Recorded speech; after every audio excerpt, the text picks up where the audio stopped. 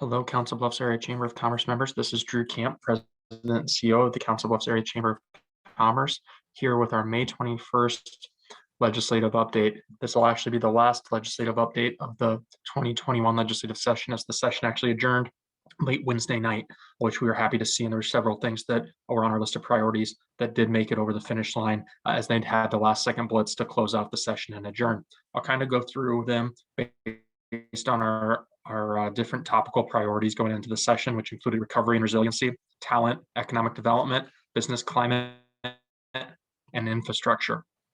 So the first item that I wanted to make sure that I touched on within the recovery and resiliency is the PPP and grant forgiveness. So one thing that the legislature did do within the tax omnibus is they said that federal grants and PPP funds are not taxable on Iowa income taxes, but they do remain deductible. So that is a nice piece and a nice benefit for those who did receive some of those funds.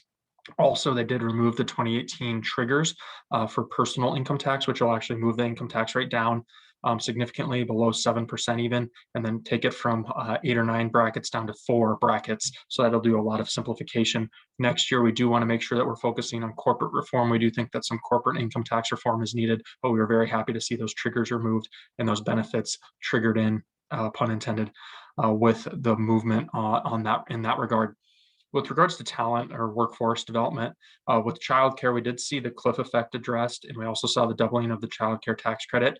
And also, high quality job benefits can be used for childcare facilities, kind of at the discretion of Debbie Durham and her board at the Iowa Economic Development Authority within the high quality jobs application process.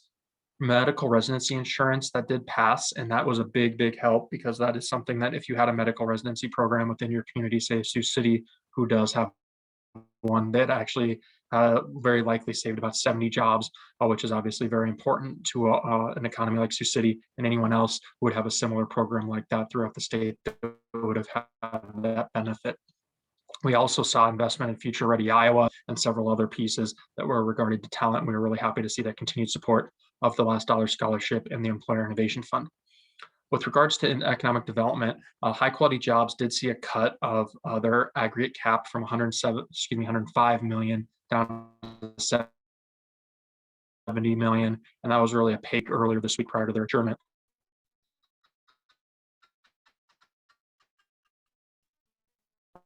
With regards to housing, workforce, that'll be off the urban backlog, which is really important. And then there will be, I believe it's about 15 million or so set aside for rural areas as well. So we are really happy to see that additional support, and especially that payoff of the urban backlog for workforce housing. That's so important to really move things forward with that program, especially with several projects that we're looking at here in Council Bluffs and Southwest Iowa. Cap actually also increased from 3 million to 7 million. So that cap was increased for housing trust funds throughout the state. So that's something that was really positive as well, and could have those funds $15 million level versus the $10 million came down in the middle with the $15 appropriation to that program, which we are happy to see the extension, let alone additional funds put into it. So we're very happy to see that. With regards to business climate, we really look at that mental health tax bill that our own Senator Dawson helped author, or did author, and helped push over the finish line. It was very integral in managing it and really seeing it through from the start to the finish. So kudos to him at quite a few pieces. We liked the fact that they were taking over with additional revenues to provide mental health services throughout the state. One thing we do have to make sure we continue to press on is the fact that we do need to make sure those funds can remain to be consistent and not manipulated by the state, as we've seen with some other things. But that's something we do want to make sure that we see a strong and constant and consistent stream of funds to fund the regional system. The Senator Dawson, especially for forward, and then other colleagues in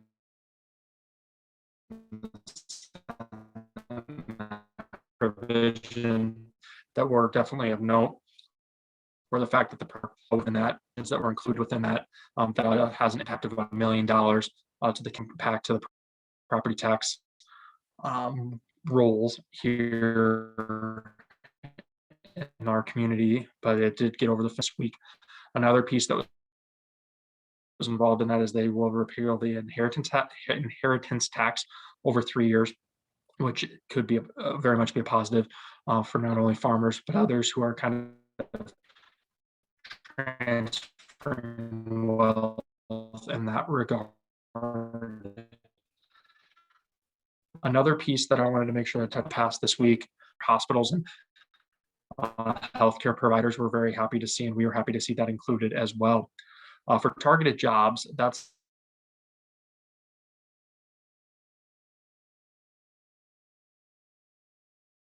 throughout the state that are able to utilize that. And we were really happy to see the House had pushed for a 3-year extension. So we were happy to see that get extended because we do have a lot of projects who utilize that for both retention and expansion and attraction opportunities for within our economic development apparatus. So that was a very good positive thing to see. With regards to infrastructure, we are very happy to see the appropriation of about $100 million go towards broadband. And that also includes a grant funding program that was in 3 different tiers.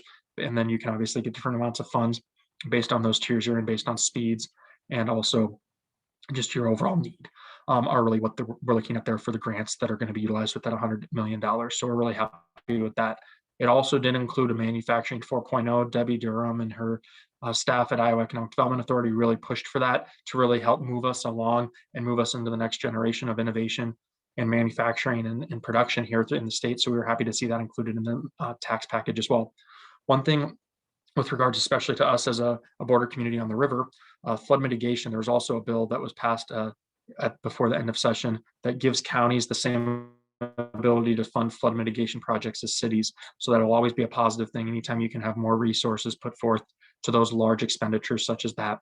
There were some things also as far as social issues that we did not see move over the finish line. We transgender bill, we didn't see a bathroom bill, we didn't see any of those kind of controversial social issues brought to the forefront prior to the end of session, which we were happy about. And there's two other issues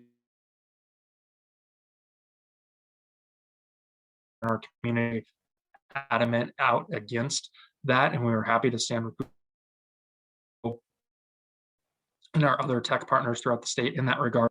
But then we also saw TIF. There's a bill on TIF that was proposed that would really impact perpetual TIFs, and we expect that they may obviously TIF will obviously probably come up again next session down the line. But we will continue to fight off bills like that that are bad for the business community, bad for our partners here in the community, and just bad for the state in general. So with that, I will end our legislative update for the legislative session. We are likely will continue to provide some video updates because it's obviously a very good way to get information out to our members. So do continue to watch for those in the weeks ahead. In closing, I will just say thank you for your support of the Council Bluffs Area Chamber of Commerce. It is very much appreciated. Have a very nice